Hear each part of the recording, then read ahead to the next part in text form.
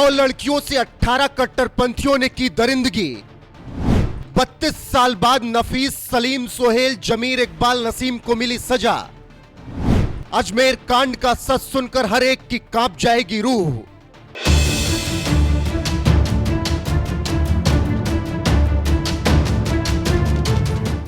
साल 1992 अप्रैल मई का महीना। कॉलेज की 100 लड़कियां, 18 खूंखार कट्टरपंथी। जगह राजस्थान का अजमेर, जहां दरिंदगी की हद की गई थी पार।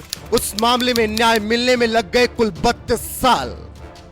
32 साल बाद फैसला आया तो तमाम सवाल थे, लेकिन उन सवालों के बीच थोड़ी राहत भी थी कि चलो आखिरकार देर से ही सही फैसला तो आ ही गया। तो चलिए बात 32 साल पुराने कांड की, जिसने पूरे देश को हिलाकर रख दिया था। क्योंकि अजमेर के एक अखबार में सुबह सुबह 32 साल पहले एक खबर छपती है, जिसकी हेडिंग थी, बड़े लोगों की पुत्रियां ब्लैकमेल की शिकार। इस खबर के छपते ही अजमेर में भूचाल आ गया। फिर जब खुलासे हुए तो हर कोई हैरान रहकर बस देखता और सुनता रह गया। क्योंकि खुलासे में यह था कि अजमेर के प्रतिष्ठित कॉलेज की 100 से ज्यादा छात्राओं के साथ ब्लैकमेलिंग हुई, लड़कियों की तस्वीरें खींची गई, लड़कियों का गैंगरेप हुआ। हाई प्रोफाइल मामले की जांच शुरू हुई तो खुलासों से हड़कंप मचता गया। कुल 18 आरोपी निकले, 9 को पहले सजा दी गई। एक आरोपी ने आत्महत्या कर ली। एक आरोपी पर बिजनेसमैन के बेटे से दुष्कर्म के आरोप में अलग से केस चल रहा है। एक आरोपी फरार है, जिसे कोर्ट ने भगोड़ा घोषित किया है। और अब 6 आरोपियों को पॉक्सो एक्ट के तहत आजीवन कारावास की सजा सुनाई गई। 5-5 लाख रुपए का जुर्माना लगाया गया। हालांकि फैसला आने में हुई इतनी देरी के बाद तमाम सवाल हैं, क्योंकि 32 साल बाद 100 लड़कियों को न्याय मिला, जिसको लेकर सुप्रीम कोर्ट के वकील ने भी अपनी राय रखी है। ध्यान से सुनिए उन्होंने क्या कुछ कहा है। 1992 में जब राम मंदिर मूवमेंट अपने पीक पे था, उस समय अजमेर में जिहादी दरिंदे हमारी बेटियों को फंसा रहे थे। अजमेर में 1992 में 100 से ज्यादा हिंदू बेटियों के साथ बलात्कार हुआ था।